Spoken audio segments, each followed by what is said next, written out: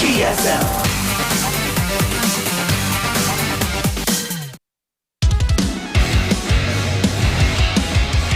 What's up, guys? We're back here at the GSL Code S.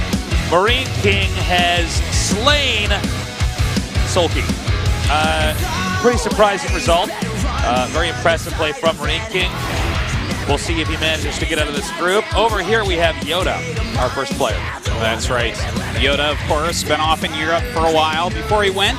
Definitely one of the most promising Terrans in the Korean scene. But that was a long time ago. He looked like he was in deep thought when we saw the interview. He seemed kind of distracted. He seemed, and I don't normally talk about the players like this, but I'm curious to see how his play is today. Maybe he's just trying to get himself into the zone because obviously today a very important day, or maybe there's something else going on.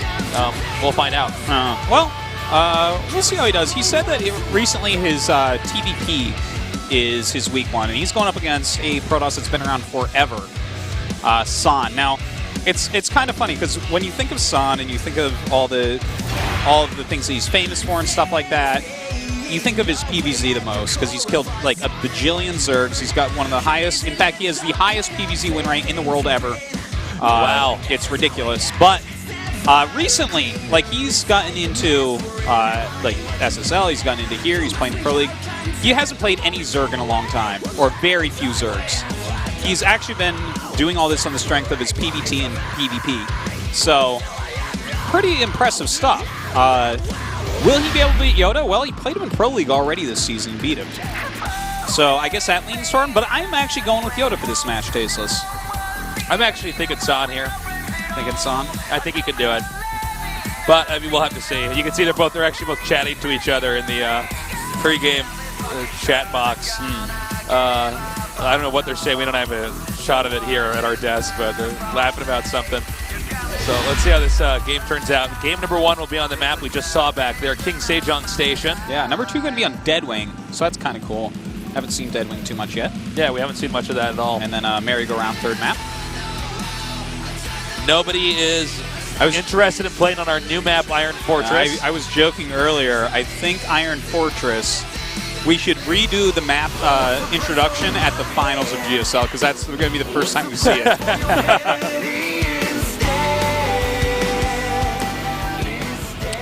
In the bottom right, in the yellow, his ID is YoDa Prime. It would be cool to see Prime actually raise up again. Yeah, it really would. So right now it's kind of like a ramshackle team.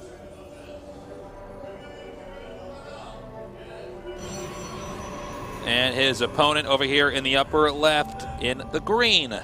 His ID is Yo Flash Wolf Sun. It's didn't quite time out my intro there. 3 of the teams out here right now. Prime MVP and Startail / Yoi Flash Wolves. They're like all Chimera teams. They're like kind of, oh, that's a 10 gate right there. That's crazy. But cool. They're all, it's kind of weird. They're all in like weird spots, like with rosters that you wouldn't quite expect and stuff, like some weird transfers and team switches, but we'll see. See how they can do. Guys, come down here. If you make a sign, you get GSL coins. You can use those for drawings or turn them in to get a movie ticket. You can probably use them as a legal tender. Yeah. No, you cannot use them as legal tender. But maybe to some StarCraft fans out there that can't come to get GSL coins. So the 10 gate is continuing on forward. We have the cybernetic score starting now. The barracks close to completion here for YoDa. When is the new Star Wars movie coming out anyways? Next November. You mean it's going to come out in 2016? You mean when November's coming, right? Yeah. Okay. All right. Next November, yeah. Yeah, I don't know. For some reason I was thinking November after this November. Who's directing that again? Is it J.J.? Yeah, it's like Abrams? the guy that did the Star Trek movies. stuff. I never saw the Star Trek movies. Were they good? Yeah, they actually were really good.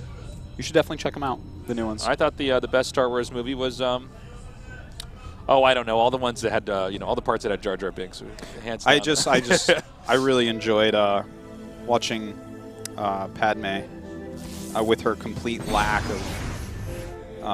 ability to act like she was falling in love with someone like 30 years younger than her. I thought that was amazing.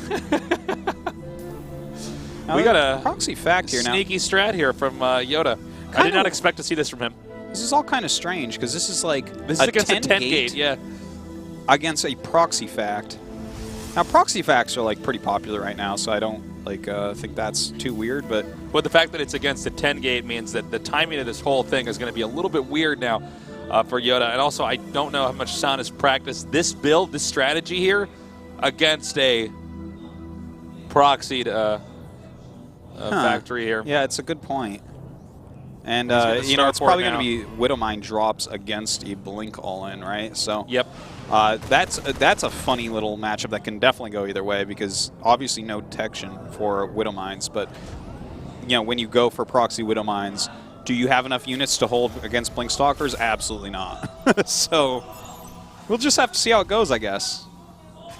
It's tough to say. I mean, the amount of damage that can be dealt, the speed at which it can be dealt is obviously quicker here for the Blink Stalkers.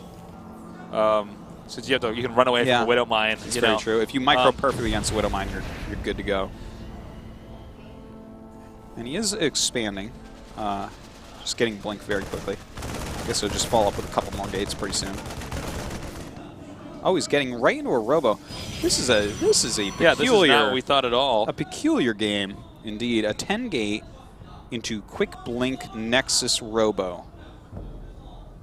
Well, You know, I think that it's the definitely Robo, the first time we've casted this. Yeah, I think specifically the Robo is because via scouting with the Mothership Core, he learned that this is a quick factory build.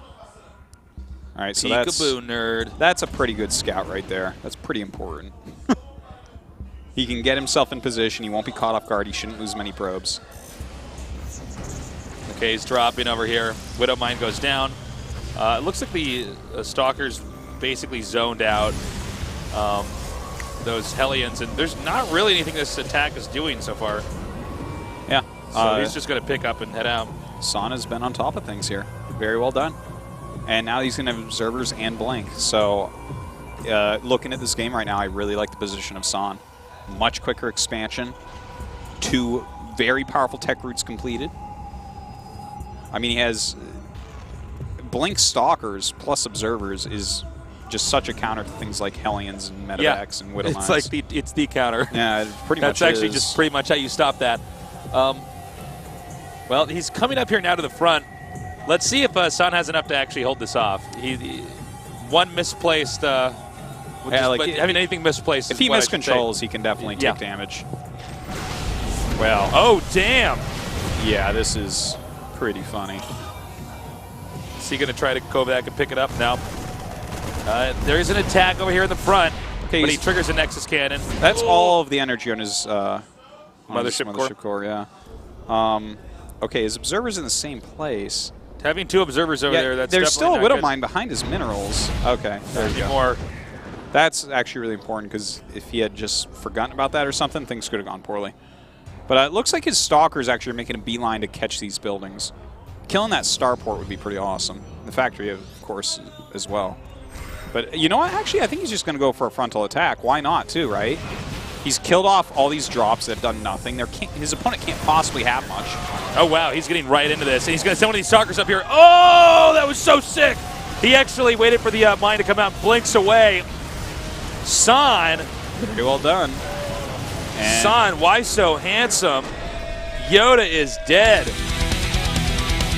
Well, that was... YoDa didn't die in Empire Strikes Back. He died in that game against San, buddy. San Strikes Back. Spoiler alert, by the way. Don't listen to that last thing I just said if you haven't watched any of the Star Wars movies. If you haven't watched any of the Star Wars movies, you're not going to. So...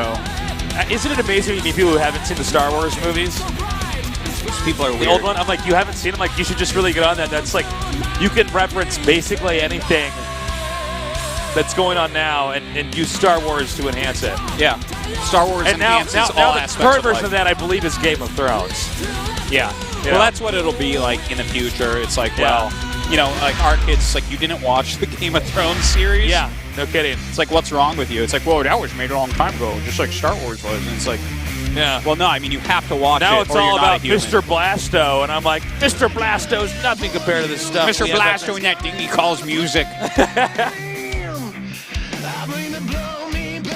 No, I do think Game of Thrones is probably the modern version of Star Wars. As far as like, okay, it's like epic story. You can use a lot of stuff, like be like, oh, that guy's totally like Darth Vader. You know, this guy's like Joffrey or. When is that coming out, by the way? That's going to be in March, right? Probably. Or April or something? It normally comes out in March, I think. I'm going to do a marathon of last season again. I always do that. I'm going to do that coming up here. Game of Thrones, of course, the second greatest show on Earth. Yeah. Next to the GSL. GSL #1. Easily. Yeah. Easy peasily. Let's get this going, guys. It's game number 2.